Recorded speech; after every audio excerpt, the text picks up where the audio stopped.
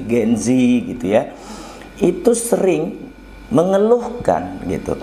Mereka menyebutnya lingkungan yang toksik, yang membuat mereka enggan kumpul-kumpul keluarga atau reuni gitu ya. Apalagi saat kemarin contohnya ya, baru-baru ini Lebaran pada mudik.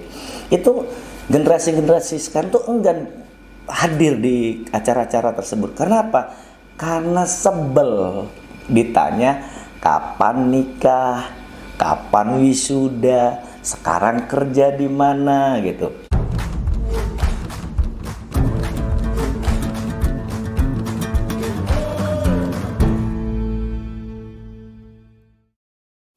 Hari yang baik dan berkah bagi kita semua. Hari ini saya akan coba membahas pengaruh lingkungan sosial terhadap kebahagiaan seseorang. Mungkin kalau pakai bahasa generasi sekarang ya, itu bagaimana support system itu mempengaruhi kebahagiaan individu. Dulu tuh The Beatles pernah menciptakan sebuah lagu dengan judul With a Little Help from My Friends. Nah, dari lagu ini judulnya kita bisa lihat bagaimana The Beatles concern dukungan support system atau lingkungan sosial dalam meningkatkan kualitas hidup atau kebahagiaan hidup seseorang. Jadi artinya The Beatles, dari lagu ini kita bisa melihat bagaimana dukungan lingkungan sosial itu bisa sangat mempengaruhi kehidupan seseorang, khususnya pada saat interaksi sehari-hari seperti saat kita dalam menghadapi masa-masa sulit. Masa sulit di sini bisa saja isu keuangan atau isu non keuangan, seperti saat kita menghadapi masalah dengan pasangan kita, komunikasi dengan anak kita tidak cukup baik, atau suasana kantor gitu ya. Sehingga kalau kita punya lingkungan sosial yang baik, support system yang baik, permasalahan-permasalahan ini bisa setidaknya tereliminir gitu. Nah, secara akademik ternyata para ahli juga concern dengan isu support system atau lingkungan sosial ini terhadap kebahagiaan atau kualitas hidup seseorang. Di dunia akademik disebut modal sosial gitu. Modal sosial ini dimaknai sebagai hubungan timbal balik dan kepercayaan antar individu dengan jaringan sosialnya. Sehingga para akademisi ini, peneliti ilmu sosial ini, penelitiannya menunjukkan bahwa ada efek positif dari modal sosial terhadap kebahagiaan seseorang. Namun kalau kita perhatikan, studi-studi sebelumnya ini mengasumsikan bahwa modal sosial yang ada itu dampaknya tuh sama untuk setiap kelompok masyarakat. Nah, pada titik ini kesimpulan penelitian-penelitian tersebut menimbulkan pertanyaan kritis. Apa iya lingkungan sosial atau modal sosial atau support system itu memiliki pengaruh yang sama untuk semua orang? Misalnya, apakah support system memberi tingkat bahagia yang sama untuk laki-laki dan perempuan? Atau apakah modal sosial itu memberi pengaruh yang sama bagi pasangan yang punya anak dan pasangan yang tidak memiliki anak? Atau support system itu memberi kebahagiaan atau pengaruh yang sama antar generasi? Kenapa? Karena saat ini kita sering mendengar bagaimana generasi saat ini, yaitu generasi milenial, generasi Gen Z gitu ya, itu sering mengeluhkan gitu. Mereka menyebutnya lingkungan yang toksik, yang membuat mereka enggan kumpul-kumpul keluarga atau reuni gitu ya. Apalagi saat kemarin contohnya ya, baru-baru ini Lebaran pada mudik. Itu generasi-generasi sekarang tuh enggan hadir di acara-acara tersebut. Karena apa? Karena sebel ditanya kapan nikah, kapan wisuda, sekarang kerja di mana gitu. Respon mereka terlalu kepo gitu. Nah, pada tahun 2010 itu sebenarnya Christian Kroll itu pernah meneliti dampak kepercayaan modal sosial formal dan modal sosial informal terhadap kepuasan atau kebahagiaan hidup seseorang. Nah, modal sosial formal ini dimaknain bisa karena keterikatan atau sukarela. Keterikatan misalnya kita bekerja di sebuah perusahaan atau kita bergabung dengan sebuah organisasi gitu. Sementara kalau modal sosial informal itu yaitu kegiatan bersosialisasi kita sehari-hari dengan siapapun itu. Nah, si Kroll ini menggunakan data dari warga Inggris, hasil survei sosial Eropa. Dia berangkat dari dua hipotesis. Hipotesis pertama adalah dia berpendapat, hipotesisnya, hubungan antara modal sosial dan kebahagiaan itu akan bervariasi berdasarkan jenis kelamin dan status orang tua. Status orang tua di sini adalah orang yang punya anak dan orang yang tidak punya anak gitu. Hipotesis kedua dari Kroll adalah untuk para ibu atau kelompok para ibu, yaitu wanita, berarti wanita yang punya anak ya. Hubungan antara modal sosial, terutama modal sosial formal dan kebahagiaan itu menunjukkan hal yang sangat lemah, artinya tidak terlalu ngaruh gitu. Bagi para ibu itu punya modal sosial formal atau tidak terhadap kebahagiaannya, dibandingkan para ayah, perempuan tanpa anak, dan laki-laki tanpa anak. Itu hipotesis si Kroll. Nah, setelah dia teliti kedua hipotesis itu, dia menggunakan teori-teori sosiologi lalu diuji. Hasilnya dia menunjukkan dalam kondisi tertentu hubungan modal sosial formal dan kebahagiaan itu berbeda berdasarkan gender dan status orang tua. Tadi status orang tua punya anak atau tidak. Artinya hipotesis pertama dia terbukti gitulah. Dimana menurut penelitian ini marginal utility dari modal sosial formal itu meningkat pada level yang tinggi bagi para wanita. Sementara untuk pria justru kebalikannya, menurun tajam gitu. Kemudian penelitian ini juga menghasilkan informasi kepuasan hidup tertinggi itu ditunjukkan oleh kelompok wanita yang nggak punya modal sosial sama sekali, kemudian dan wanita yang punya modal sosial yang begitu tinggi, dan pria yang punya modal sosial relatif moderat. Artinya gini, buat kelompok wanita, dia akan kepuasan hidupnya itu sangat tinggi kalau dia nggak punya modal sosial sama sekali. Artinya tidak terhubung lah dengan lingkungannya. Atau dia punya lingkungan sosial atau terhubung dengan lingkungan sosial itu sangat kuat. Jadi buat wanita yang tengah-tengah hubungan sosialnya, kepemilikan modal sosialnya moderat, justru tidak tinggi kebahagiaannya. Jadi buat wanita lebih baik punya hubungan modal sosial itu sangat tinggi atau tidak sama sekali. Itu akan meningkatkan kualitas hidupnya.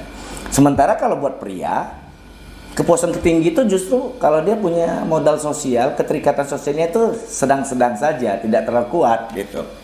Nah, jadi berbeda dengan kelompok wanita ya gitu. Jadi kalau pria itu punya modal sosialnya sangat tinggi atau tidak punya modal sosial, dia akan lebih menderita dibandingkan pria yang punya modal sosial tapi sedang-sedang saja. Nah, dari penelitian ini menunjukkan perbedaan antara wanita dan pria, hipotesis satu tadi. Karena ini bisa kita lihat bahwa pria itu relatif lebih cuek atau nggak terlalu ngaruh lah buat dia kebahagiaannya itu mau punya modal sosial formal, informal atau enggak gitu buat pria. Sementara kalau di kalangan wanita, bersosialisasi itu menjadi sangat penting dalam kehidupannya.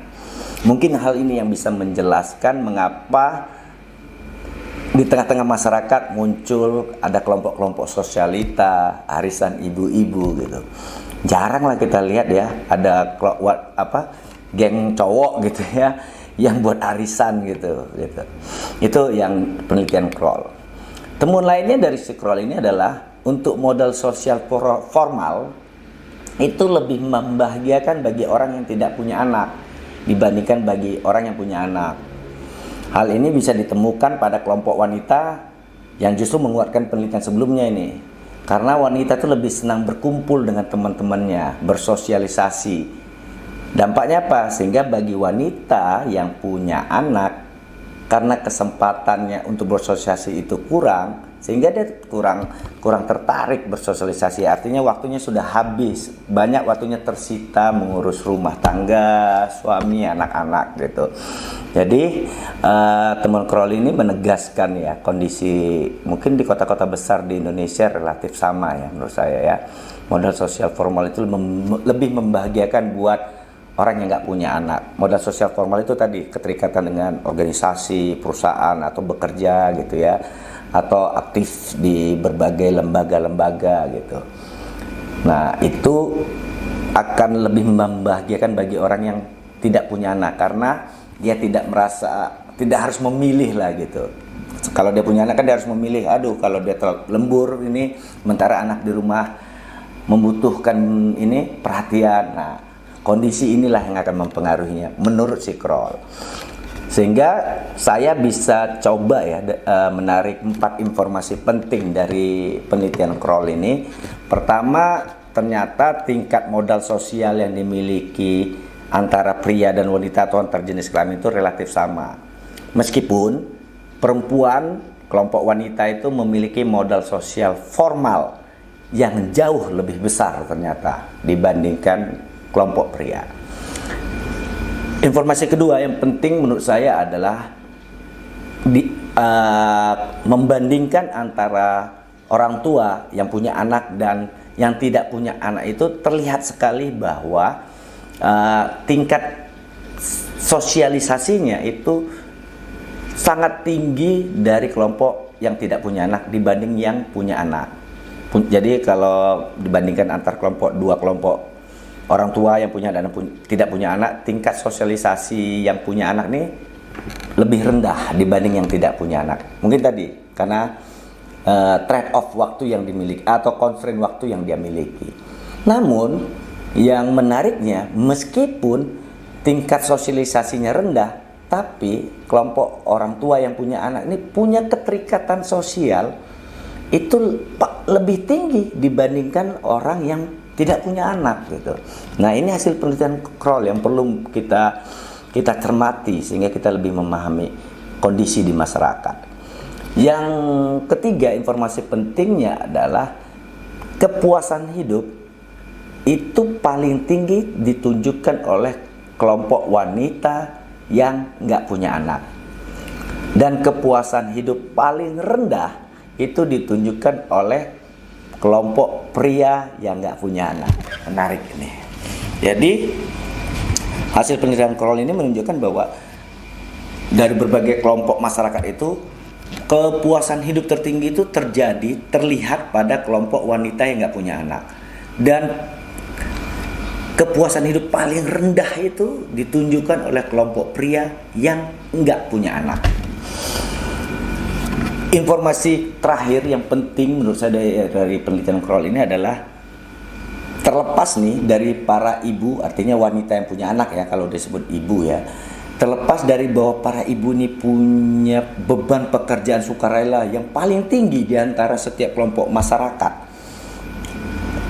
Pekerjaan sukarela ini artinya dia melakukan pekerjaan tanpa dibayar, tidak ada kompensasi gaji atau apapun. Para ibu ini ngurus suami, ngurus anak, ngurus rumah, itu kan tanpa bayaran gitu ya. Itu yang dimaksud ya, sukarela.